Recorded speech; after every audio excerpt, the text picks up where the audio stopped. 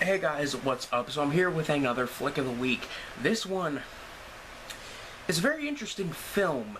Um, it was released in 2013. It's like a crime comedy drama, like a bit of a dark comedy film, and it's called The Dirties. And it was released by by the Kevin Smith Movie Club, and Kevin Smith is the director of Clerks um, and Clerks, Mallrats, Jay and Silent Bob Strike Back, Jersey Girl. Like he has a pretty decent portfolio going on, and there's just and this movie is very interesting because it's about these two best friends who are making a movie for like a project for one of their classes. And the movie is about two cops that go undercover in a school to take down a group of drug pushing bullies known as the Dirties. And when they show the rough cut of the film to their teacher, the teacher tells them, "Well, you gotta cut all this," and they get very upset about that, and they just kind of spend the rest of the movie planning how to remake the movie and how to make a better version of the movie than the cut version that they had to make. So there's a few things that are very interesting about this movie. This movie was shot on a budget of about $10,000, and all the camera work in this movie, I usually don't dive into camera work immediately, but with this film, the camera work is a very key, important thing in the film.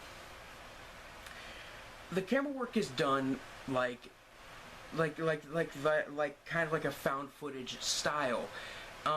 It's kind of shot in a voyeuristic way, and it seems like there's like a third person in this group of friends, out of these two friends, you'd think, oh, there's a third person who's using the camera, but the thing is, he never talks, and that's the mysterious part about it. Originally, they were going to give the cameraman a name and a personality, and they were going to have him talk, but they thought they would cut that out and make it more mysterious and surreal, and that's what makes this film really unique, because there are times when they'll act like the camera isn't in the room and that someone isn't filming them, that they're just living their lives, and then they'll show footage, and then the two friends will be watching footage that was shot when they weren't acting like they were on camera, how they were as if they were acting in real life, as if they were living their lives. It's a very surreal kind of experience, and it's kind of hard to explain, honestly. I've heard some people say that this is just because of the budgetary issues and they had to film it in a high school and everything, and apparently the director and the star of the film, the director who stars in the film, and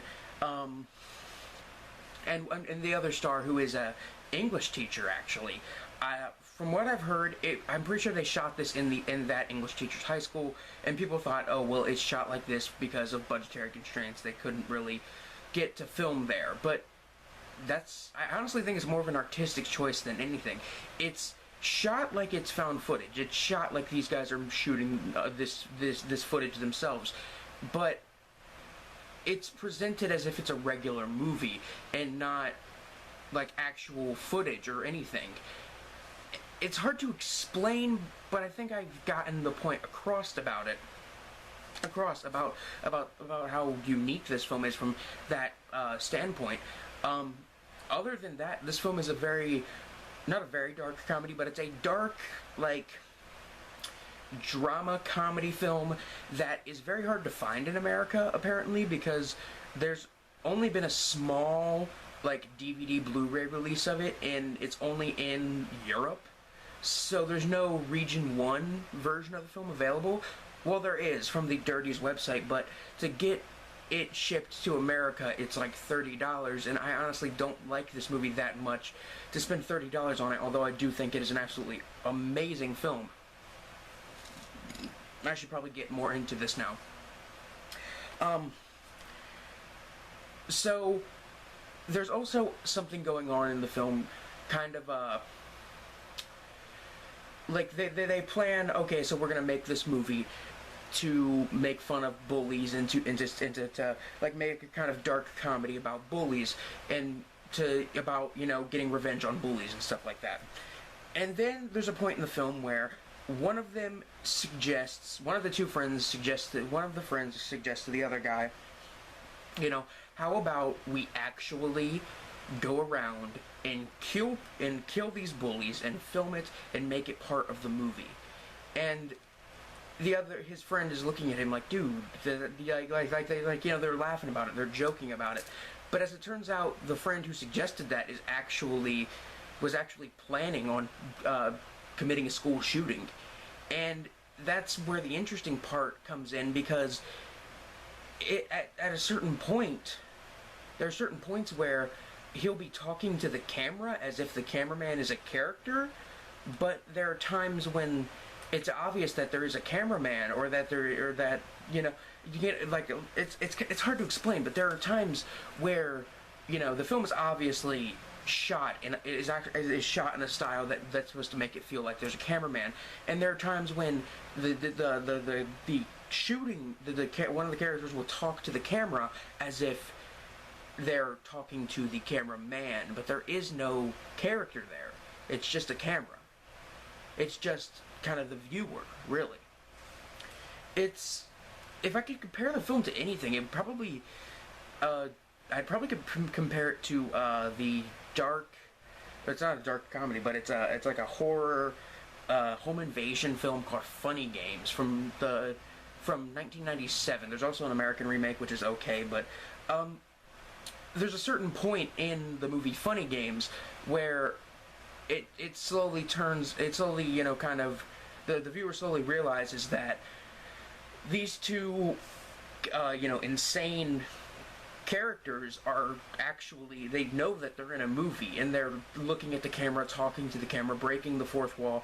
There's even a point where where one of them grabs a remote and hits rewind, and then the movie itself rewinds, and he stops something from happening to one of the characters. And a lot of people, and there are people that think that this film is absolutely brilliant, and I honestly do, and then there are people that think it's just a really cheap, tacked-on gimmick. And this film's very similar, except with its camera work and its style. And this is one of those movies that it's kind of like, it feels like it's kind of a film about the Columbine shooters. I mean, again, I never knew them. I was, when the Columbine shooting happened, I was probably 2 or 3 years old. But I've read up on the incident. I've read up on the two shooters, Eric Harris and Dylan Klebold, and from what I've read, they were both very, very smart guys. You know, they were very smart guys. They were just picked on and bullied, and from what I've read, they liked to watch movies a lot, and one of their favorite movies was Natural Born Killers. In this film, the two main characters absolutely love movies, and they like making movies, and there are constant jokes, inside jokes and references made throughout the film. And you look in the character of Matt, who is the director of the film, who stars as the kind of insane character. You see his bedroom, which is like in a basement, and you see that his walls are plastered with posters for stuff like Pulp Fiction, Fight Club, Requiem for a Dream. I think I saw something, I forget what else I saw, but there were quite a few posters just plastered. And these aren't like posters hanging side by side by side.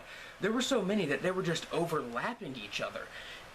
And you can tell that this guy really, really liked movies, and he would constantly make a reference to a film and, kind of try and reenact certain scenes as if he is acting in a film. And there's even a point in the film where his friend yells at him and he's like, dude, why are you acting like you're in a movie? This is not a movie. While the viewer is sitting there watching the movie and is kind of perplexed by the idea, by what the characters are saying. It's a very strange experience, honestly, and it's a very unique film, and I really, really like it. And I would say that that if there's a movie that I think young filmmakers or young, or just people that like movies or like to make movies, if you like movies, like to make movies, or just like to watch a lot of movies like I do, you will most definitely enjoy this film.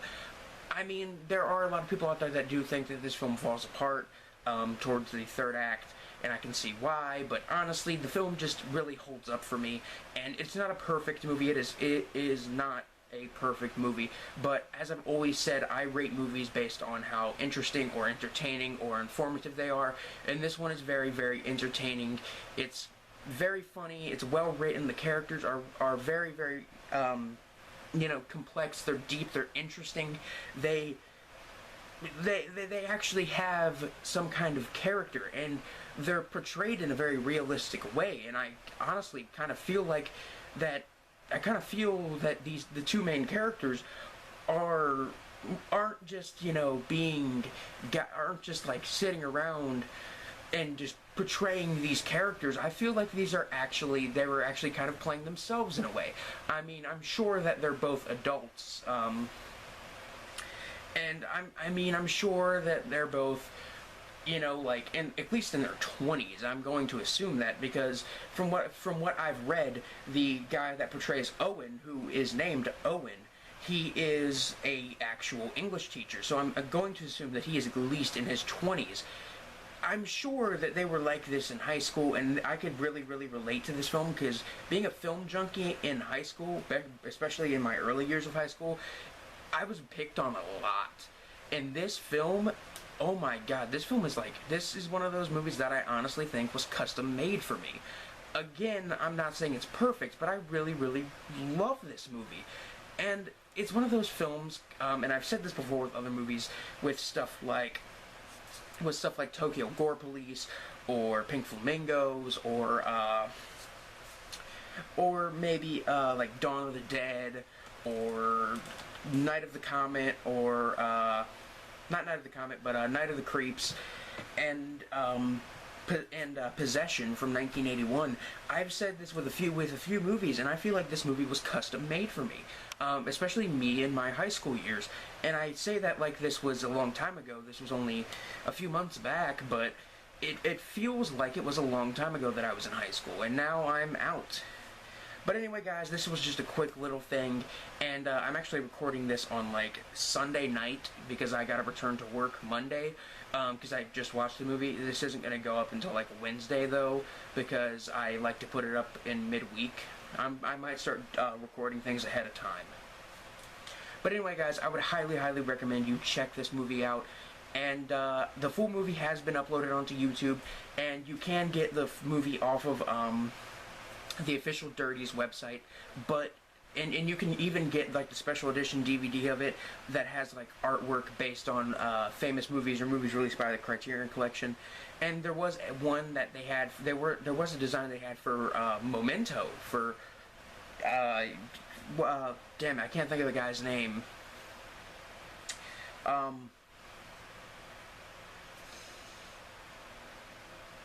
I can't think of the director's name, but the film Memento, there was an artwork based on that, and that one sold out very quickly. But there's one for The Anatomy of a Murder, Magnolia. There are quite a few of them, and I wish they would have done one based on The Shining or something like that. But they do have one based on Rosemary's Baby that I really, really like the design for, and I would pick it up. But to have it shipped to the U.S., it is a total of $30. And I do really, really like this movie, but I don't think I like it that much. Maybe once I get back into the swing of things with work and everything, and I save up some money, I might pick it up eventually, but as for now, I'll probably just grab the copy off of YouTube and hold on to that for a while. But anyway, guys, I really hope this gets a DVD Blu-ray release in America soon, and you guys have a good one. Peace.